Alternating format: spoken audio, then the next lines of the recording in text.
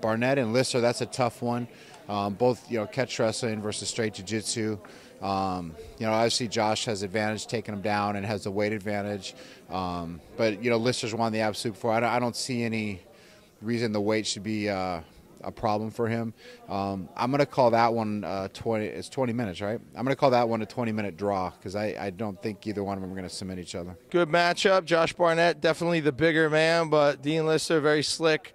I think you're going to see him latch onto one of those legs and win that fight or match, grappling match with a leg lock or an ankle lock, one of his many versed attacks. And, it's going to be a slick submission game that, wins the match against the bigger, more powerful Josh Barnett. Dean Lister and Josh Barnett is going to be a really, really interesting fight. I'm not as familiar with what Josh Barnett brings to the table, only because I've been to a Dean Lister seminar myself, and I've watched him compete a lot. And since I've been super interested in the leg lock game recently, I've had to study a lot of the things that he does. So, I've watched him compete, and I know a little bit about him as a person, getting to talk to him at his seminar. And I think that, at least knowing him, it's going to be super exciting because here's the thing. I feel personally in my mind that there are few people that stand before Dean when he's competing that he doesn't have the ability to submit within the first 5 minutes, without question, in my opinion.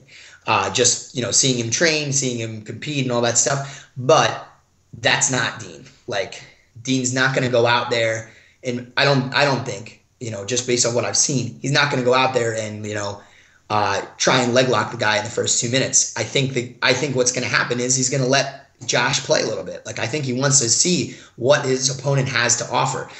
Josh is a decent wrestler. He's going to wrestle with him a little bit on the feet, I think.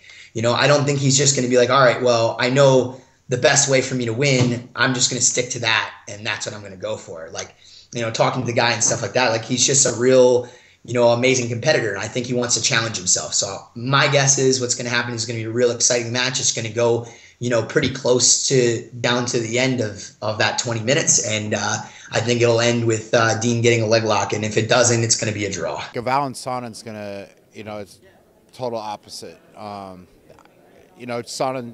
Chael's my friend, so I'm not going to pick against him, but he's not a submission guy. So and Galvao, Abu Dhabi absolute champion. I don't see how he can lose.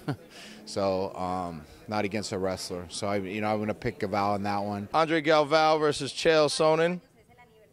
Chael Sonnen, very good dominant wrestler. You've seen that in his mixed martial arts fights. Andre Galvao, great jiu-jitsu practitioner, well-versed game, and this is a jiu-jitsu match, grappling match, and I think what you're going to see is eventually Andre Galvao securing, submission on Chael Sonnen. We've seen him susceptible to submissions in the past, and I think you're going to see him fall victim to another submission once again in that grappling match. A lot of people are whining about this match. Chael doesn't have a place in this event, whatever. He's not a jiu-jitsu guy. But in the same token, it's like I think he's going to do great things for the event. And, he's a talker. He does a good job at, hyping things up. So I think for jiu-jitsu in general, if he can get the word out there more and get people excited about the fight and, get more fans involved, it's only going to be better for all of us. So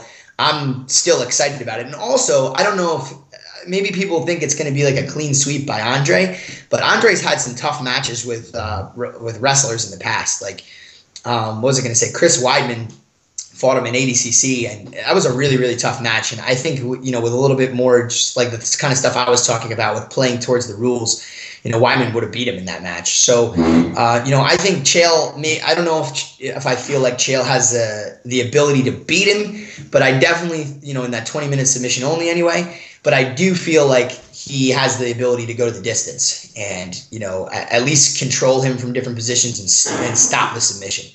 I don't think it's going to be an easy match for Andre. I don't think at all. In my opinion, I think the match is going to be a draw at the end. I think it'll be exciting though. It's not going to be another Brandon Schwab affair. I don't think. I think Chael is definitely going to go after it.